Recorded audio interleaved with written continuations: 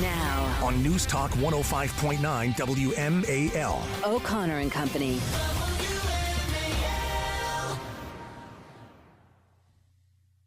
Well, good morning, everybody. Welcome back to O'Connor and Company here on WMAL. I'm Andrew Langer in for Larry, joined by Patrice Onwuka. Hello, Patrice. Hi, happy Friday, Andrew. Happy Friday to you as well. It is 8:07 on News Talk 105.9 WMAL. We are making sense of the news. We're going to be joined later on in the show by Bret Baier to talk about his Trump interview and Capitol Hill chaos. He's got a new book out as well. Joining us right now, however, is John Solomon, esteemed Capitol Hill reporter. John, so as I was saying earlier on the show, I knew we were not going to have a speaker yesterday. I was hoping we're going to have a speaker by the weekend. I'm driving home from a dinner, and I see it come up on my Twitter feed that Steve Scalise is out. I didn't buy it then. And then I see that the BBC is reporting that Scalise was out, and then Politico was reporting it. So then I knew it was true. What is going on up on Capitol Hill? Well, I don't even think the Republicans know for sure what's going on. I think the problem is the problem of math. They need to get to 217, and they have too many factions, too many fights, too many emotions, too many grievances to find any unanimity behind any particular candidate. And so Scalise won, but he won only about half the majority in the of the Republicans. It's a little over the majority of the Republicans in the vote this week, which means he needed to get the other half of the caucus to get to 217. After 2 or 3 days of trying, he couldn't. And so that leaves one candidate left there, Jim Jordan. But last night, a lot of the moderate and security hawk Republicans said they might not get behind Jim Jordan. And so I think they're at a standstill. Something is going to have to break. And this is colored by a lot of different things. Some of it's ideological, the difference between super conservative Republicans and more moderate Republicans. Some of it is the bad blood still. The feeling that Matt Gaetz and 7 other Republicans paired with Democrats to take out the Speaker, Kevin McCarthy. And some of it is simply an identity crisis. What sort of Republican Party are we going to be going forward? And I think until those questions are resolved, we may have a long standoff. I'd watch for a power move today. There are several moderate Republicans and even some conservatives who want to get Patrick McHenry sort of a temporary House speakership where he could open the floor back up, start guiding things. The only problem with that is there's some questions about the Constitution. I don't think our founding fathers ever imagined having a temporary speaker, and so I think that's got to work itself out. But I think that could be the first step. Step 2 will be, will Jim Jordan try to get the votes and see if he can get to 217? A third step to watch, maybe Scalise and Jordan get together and make a 1-2 punch, saying, hey, we'll go in as a team, and that unite 217, sort of a unity ticket. That isn't there yet, but it could be in the future. Well, so we just need to keep posted and keep our eyes on our phones for what happens. You know, John, one of the things that was interesting last night, the Republican Study Committee, they actually introduced a piece of a bill that would, halt the $6 billion that the Biden administration had greenlighted back to Iran and said, no, they're not going to be able to use that money and try to claw that back. Where do you think that can go? Can that go anywhere right now? And do you think there would be enough bipartisan support or enough support in the Senate to be able to get that passed if it passes the House? Well, Mitch McConnell and a couple of others, I think Tom Cotton introduced a similar companion bill last night in the Senate. So there are pieces moving in both directions. The real question in the Senate is, will Chuck Schumer, a Democrat, allow it to come to the floor? I think there's a good chance that could happen. And I think there is plenty of votes in the House. In fact, a bill like that could be a unifying thing after all the bruising battles and emotion that's played out over the last 2 weeks in the House Republican caucus. But it can't go anywhere right now because the floor is shut down. Without the Speaker, the floor has been generally shut down. That's the sort of piece of legislation, once they come to some agreement on the Speaker, if they do, it can heal some of the bruised feelings. And, I think a lot of Republicans, I think you get the entire caucus of Republicans behind that bill. We're talking with John Solomon. He's the founder of Just the News, an award-winning investigative journalist and children's book author of Hidden Headlines, a Seymour Clues mystery. I need to go check that out for my nephews, John. Let's talk about this. So how long How long does this go? It's funny, you talk about the unity ticket for Jordan and Scalise, and I wonder about the constitutionality as well. We talked about this earlier, the fact that people seem to forget the speaker is third in line behind the president and vice president. Yeah. What happens if something were to happen now? So many questions. How long do you think this goes? That is a great question. I don't think anybody knows right now. I think everybody's looking for a deal maker to emerge, and so these very different factions together. Most of the lawmakers I talked to last night were deflated. They were frustrated, and when you ask them where does this go, they don't know, and they're right in the middle of the fight.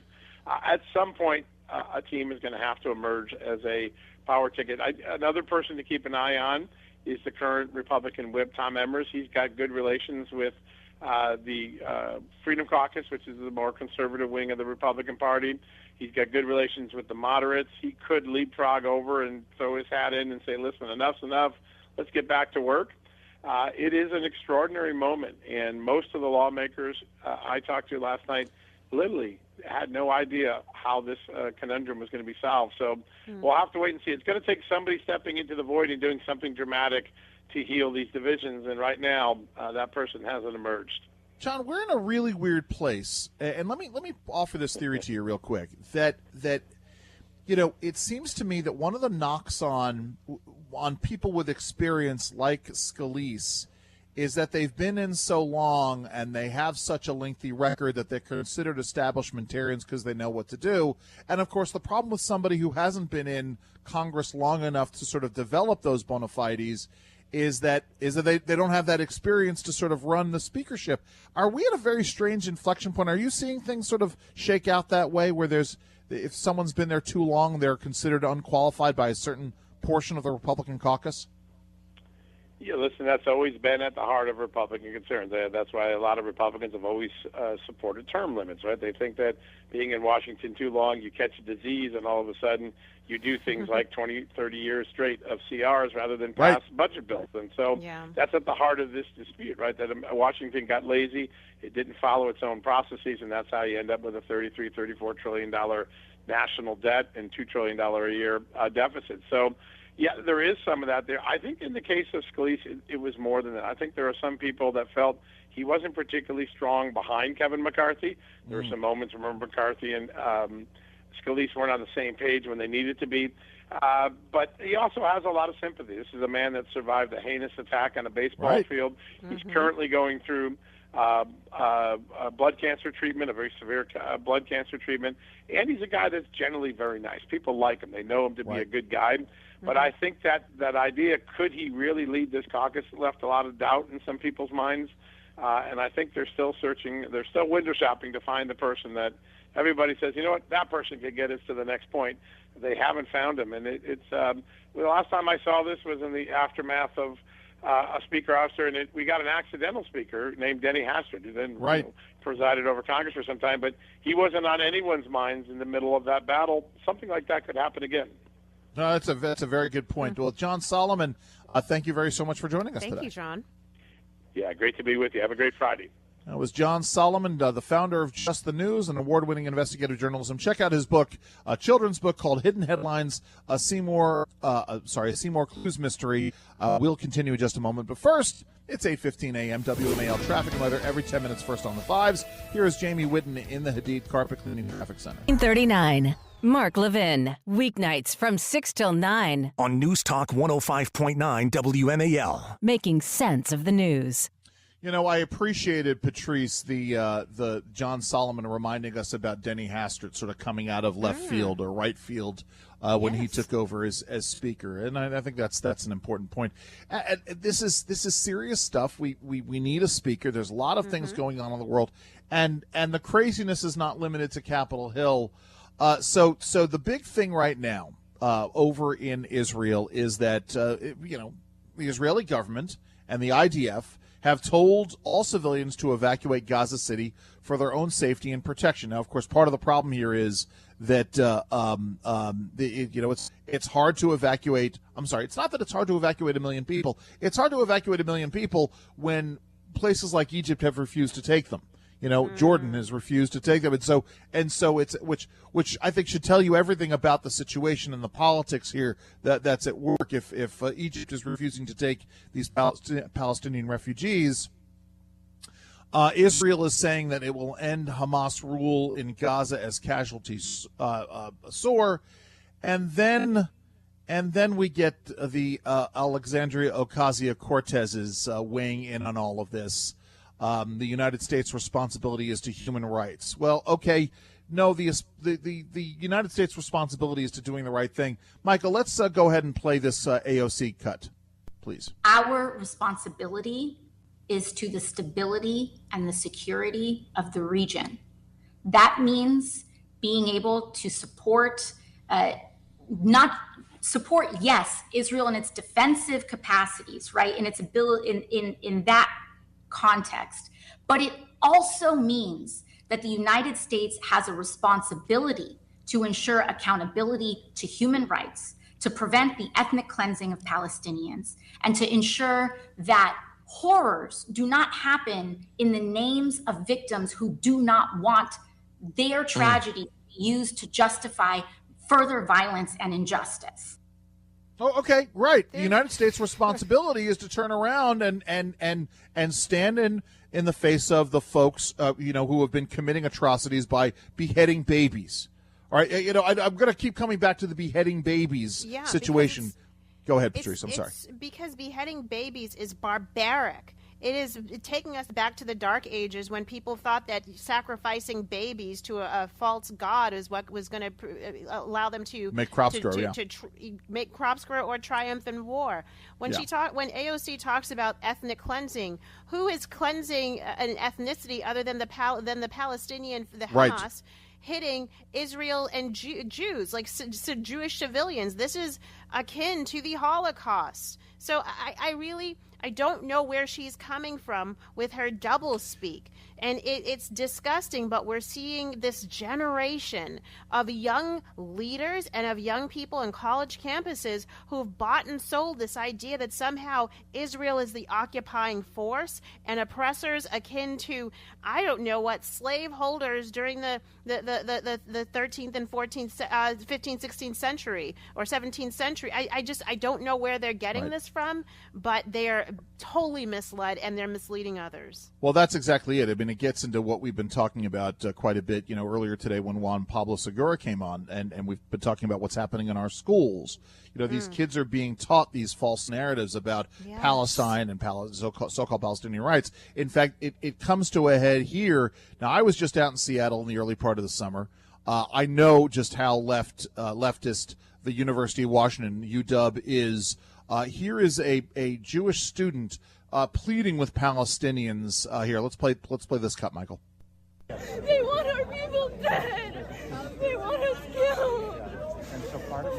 Why are you allowing this? Why are you putting us so? They want us dead. I mean, that's not overstating it, by the way. It's not. The rhetoric of Hamas and Hezbollah has always been about the eradication of Jews, not just in Israel, but outside of Israel as well. I mean, they want the Jewish state to cease to exist, but they want Jews to exist as well. And the only thing that separates them from the Nazis in Nazi Germany is that they don't have the wherewithal to do it systematically. God forbid, again, knocking wood here. I don't know if you can all hear that. God forbid they would ever have that capability, because this is what they would want to say. I'm sorry, Patrice, go right ahead. Well, it's so funny. All of these colleges and universities have worked so hard to create safe spaces because so many students feel unsafe with conservative viewpoints. So many LGBTQ students claim to be feeling unsafe when girls say, no, we don't want a boy who pretends to be a girl to be in their locker room. Right. Yet you actually have a situation where students are promoting the propaganda of terrorists that were, to your point, their sole goal is to wipe Israel and wipe every person of Jewish descent off of the face of the planet. That university should actually be creating safe spaces for the safety of Jewish students, because it's no longer just rhetoric or just an idea floating out there. Now you have an actual massacre that occurred, and the people perpetrating the massacre are telling all of their sympathizers worldwide to join them and conduct jihads wherever they are. So, oh my goodness. Now is the time not just to stand with Israel, but to ensure that there is protection for every person of Jewish descent in this country. Move aside it's time to clear out the anti-Semites, and frankly, I get free speech, but it is not the time to protect the anti-Semites. It is time to protect the Jewish students and make sure that their safety, physical safety, is not put at risk. Amen. And let's dispense with this idea that there is a difference between anti-Zionism and anti-Semitism. If there's anything we've learned in the last week, is that they are one and the same. It's 8:23 here on WMAL. Now On News Talk 105.9 WMAL. O'Connor and Company.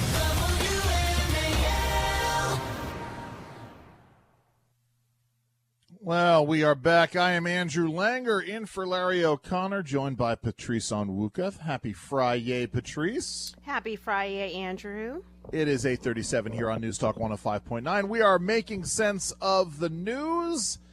And listen, we're joined by an esteemed guest. His name is Bret Baier. You might have seen him on Fox News. Just maybe. You may not know he's also a celebrated author as well. He's got a new book out, and it couldn't be more relevant than it is right now. It's called To Rescue the Constitution, George Washington and the Fragile American Experiment. I mean, really, Bret, this week of all weeks for this book, for us to be talking about this book, talk about the crisis that's going on up on Capitol Hill and George Washington and this Fragile American Experiment. Yeah, it's fragile. Good morning. It is something to see. Well, first about the House, it clearly is in some chaos trying to get anyone to 217 votes. So I think, now back to the poll position since Scalise pulled out last night. I think Jim Jordan is going to try to cobble together those votes. But it may come short, at which point you have to keep on going till you find somebody, or you make a deal with the Democrats and somehow you have some power-sharing speakership, which the Republicans desperately do not want to do. So absolutely not. I think we're in for a little bit of a long haul to get to 217. Well, wow. Bret, I caught your show last night where you had, former Speaker McCarthy on, and you tried to ask him a couple of times, a couple of ways, whether he thinks he could be nominated by the conference or could be back in the seat. Do you think that's possible at all, or could there be another dark horse? On my seventh question about it, I think he thinks it's possible. But I do think that, each one of these guys could really throw their weight behind the other. Scalise, when he withdrew, didn't say, I would like all my supporters to go to Jim Jordan. Kevin McCarthy said he was supporting Scalise, but I asked him, do you want him to be Speaker? And he wouldn't really answer that question. So, yeah, I think McCarthy thinks he's an alternative. It took him 15 times to get to 217, but he thinks maybe with the situation in the Middle East, I think that the conference could come around to him. I do think that the answer may be in the Problem Solvers Caucus, which has 32 Republicans and 32 Democrats. Capitol Hill has a problem, and they need to solve it. So we'll see. Well, speaking of which, because we can't talk about this without the context of what's happening in the Middle East. You sat down, as Patrice said, with former Speaker McCarthy. Donald Trump had just spoken or made his remarks in Florida regarding Netanyahu and Hezbollah. Talk about this. Talk about what the former president said. Talk about your conversation with McCarthy about it. Yeah, I think more interesting are the comments about Netanyahu, about how disappointed he was in Netanyahu on the Soleimani operation. He just said a couple of things about Netanyahu that suggested that there's no love lost. Then there's an article that goes back a little ways that after the election, Netanyahu was the first person to call newly elected President Biden, and that really made the former president mad. But the Hezbollah comments were that they're very smart, but it was in a longer context of Trump ripping on Biden policy for telling Hezbollah how weak the Northern Front was, I think. So context is important in that one. But the Netanyahu part, in this moment, as they're launching this attack on Gaza and on Hamas, it just seemed misplaced, and obviously some other Republican candidates jumped on it. And I just asked McCarthy about it. He didn't obviously want to talk about it, but said that did not sound like Trump, when he knew the relationship. And he said he didn't agree with those comments. I think that, it was a mistake, definitely, for the former president to go down that road. But they'll probably come back with look at policy under the Trump administration towards Israel. Bret, thinking about the Biden administration right now, we've seen Anthony Blinken out pretty substantially in the world stage. We've seen, I think just this morning, Lloyd Austin was with his Israeli counterpart. So obviously the administration is trying to position themselves as in full throttle support of Israel. But why haven't we seen President Biden? It's been quite a number of days since that, and is there concern that President Biden's just not up to task right now to handle this crisis? You got to give credit to the Biden administration on what they're saying, and the Israelis are really applauding it. They visit by Secretary of State Blinken. His speech that he gives there, really well received. Couldn't have been clearer. There was no moral equivalence. The speech, I guess it's the day before President Biden, saying there aren't two sides here. And the fact that that is the message from the White House podium, you've got to give them credit. So that messaging, it took a little time from the beginning on Saturday before we saw President Biden and he delivered that first speech. And they've increased the poignancy of that message since. You're right.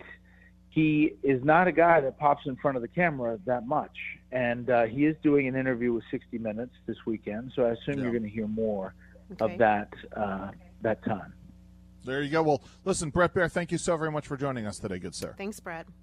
You bet. If you want the book, it's out there every place you buy books, To Rescue the Constitution.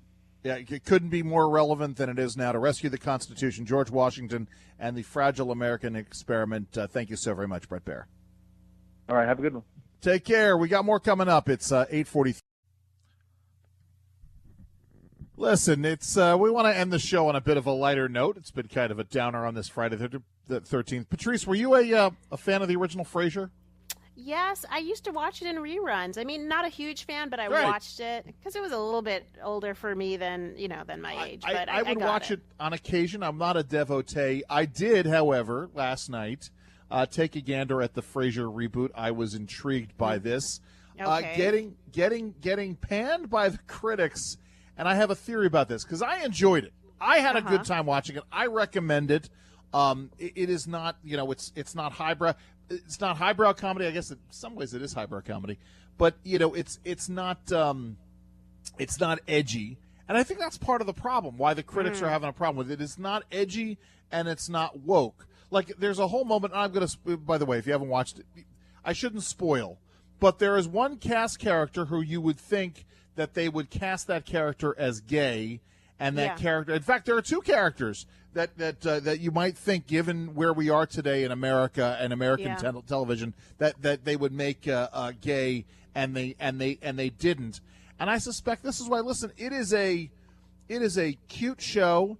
Mm-hmm. There are definite homages to not just the original Frasier show, but to Cheers as well. The plot is that he's back in Boston. I personally am waiting. Yeah, I am waiting for him to show up at the Cheers bar. Yeah. I am waiting for Shelley Long to show up as a character. Yes. She was Diane. I'm waiting. Is it Ted Danson? Yeah, absolutely. Yes, something that's an excellent point. Is that at some point in time he is going to run into, unless Ted Danson has gone off to Florida. Ted Danson's character of Sam Mayday Malone. See, I did watch a bit of Cheers as I was growing up, and in reruns. But I get this. Listen, USA Today writes, it's a risky revival that does not pay off. The new Frasier is no old Frasier. It's as bad and cringeworthy as you could possibly imagine. Now, I will say this. Mm-hmm. After I watched the first 2 episodes last night, I did go back and watch the first episode of the original Frasier. And that is a funny show, and the humor holds up. And I will tell you that the humor holds up, especially in the context of the new show, in which the pilot is trying to mirror in certain ways the pilot of the original Frasier, which is kind of cool to watch. And I will tell you, there's a poignant moment where Frasier, where they pay tribute at the end to the late great John Mahoney, who was the actor who played Frasier's father. You might also know him if you remember that movie, Say Anything. He played Ione Skye's father in Say Anything. John Mahoney was a celebrated actor who was part of the Steppenwolf Theater Company in Chicago. Yes, I do a deep dive into his bio. But he was a very celebrated dramatic actor. And so there are tributes and homages here. So I urge you all, listen, don't believe the critics. Go and take a look yourself at what's happening in Frasier. What are you watching these days, Patrice? What's on your streaming list? I know it's a tough question. I just finished up Lioness, which Okay, is like so do we. undercover CIA. Yes. Yeah, Zoe Saldana. So I love that kind of show. We watch, the boys are dressing up as SWAT for Halloween, for their Halloween parade as Hondo. So we watch those type of shows, but I will check this out. In part because the reviews are bad, it tells me that the show is probably good. It's less Modern Family and maybe more Al Bundy. I mean, that's actually what I think a lot of people are looking for. They're looking for less of the fill in the blank, everything you could throw under the kitchen from the the woke crowd, and more of the traditional stuff, Here. So I'm going to check it out. I think you're right. I think the Tyler Sheridan shows like Lioness and Yellowstone, they have taught us that you don't need to be woke to have a successful show. So go and check that out. I agree. Okay. Lioness was great. It is 8:52 here on O'Connor. I am fond of saying at the end of most of my shows to please stay safe, and I urge you all to please stay safe on this Friday 13th and this with all the threats that are out there. Patrice, thank you so very much for sitting in with me today, or letting me sit in with you. Thank you, Andrew. So, Chris Plant, when do we announce that you're going to be Speaker of the House? I don't think Chris. I think that'd be fun for about a week. And I'd have a great time. I'm not sure how anyone else would feel about it, but I would make an indelible mark, No doubt. like a bruise. Might need some salve, some kind of salve after that. But you were just talking about Friday the 13th on the International Day of Jihad. On account of, jihad is loose on the world. It's a global jihad. And I've got a couple of ideas, I think, as to how to respond to Friday the 13th on the International Day of Jihad. I got that coming up.